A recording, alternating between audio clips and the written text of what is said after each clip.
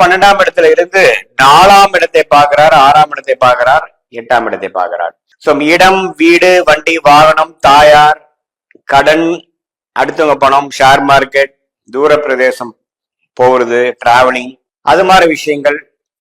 அதே சமயத்துல உடம்பு உபாதைகள் வந்து அப்புறம் அது சரியாகிறது. இது மாதிரி சில விஷயங்கள்லாம் வரக்கூடிய ஒரு 6 மாதமாக இருக்கு. இடம் விஷயங்கள், ஒரு லோன் போட்டு இடம் வாங்குறது, வீடு வாங்குறது, ஒரு வீடு மாறுறது, வண்டி மாத்துறது, பழைய வண்டி கொடுத்து புது வண்டி வாங்குறது, இது எல்லாமே நடக்கக்கூடிய ஒரு காலகட்டம். தசாபுக்திகள் உங்களுக்கு சப்போர்ட் ஆகுமானால் இது மாதிரி அமைப்பு கண்டிப்பா உண்டு. அதே சமயத்துல வெளிநாடு போகணும் ட்ரை பண்ணி வெளிநாடு போகக்கூடிய அந்த ஐடி ப்ரொஃபஷனல் பீப்புள், விசாக்காக எதிர்பார்க்கிறவங்க, மேற்படிப்புக்காக போகணும்னு நினைக்கிறவங்க, இம்போர்ட் எக்ஸ்போர்ட் விஷயங்கள் பண்றவங்க, ஷேர் மார்க்கெட்ல இருக்கிறவங்க, இவங்களுக்கு எல்லாம் நல்ல ஒரு பிராப்தங்கள் நிறைந்த நல்ல ஆக்டிவிட்டி அதிகமா இருக்கக்கூடிய இந்த அஷ்டம சனியில எந்த அளவுக்கு பாதிக்கப்பட்டாங்களோ அதுல இருந்து கொஞ்சம் படிப்படியா மேல வரக்கூடிய ஒரு அமைப்பு கட்டாயம் உண்டுங்கிறது நம்ம தெரிஞ்சுக்கணும்.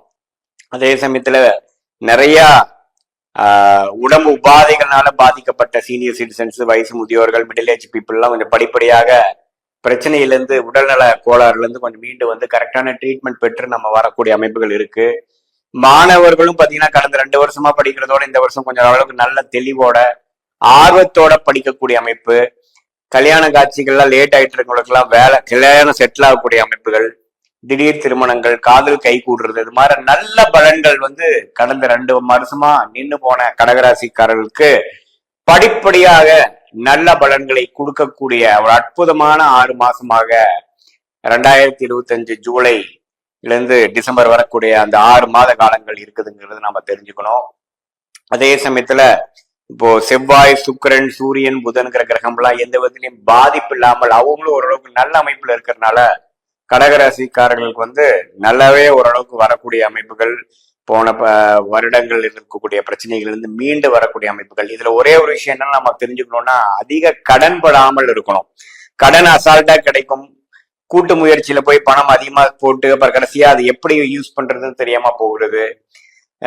அதுல கேர்ஃபுல்லா இருக்கணும். இப்ப பாத்தீங்கன்னா இப்ப இருக்கக்கூடிய காலகட்டம் டெய்லி ஒரு 4 போன் 5 போன் மார்க்கெட்டிங் போல உங்களுக்கு லோன் வேணுமா, பர்சனல் லோன், அந்த லோன், கார் லோன், இந்த லோன் வந்துட்டு இருக்கு. அது தேவையான லோன் மட்டும் நீங்க எடுத்து போய்க்கிறது நல்லது. ஏன்னா கொஞ்சம் ஏமாந்தோம்னா கடன்னு சேர்ந்துரும்.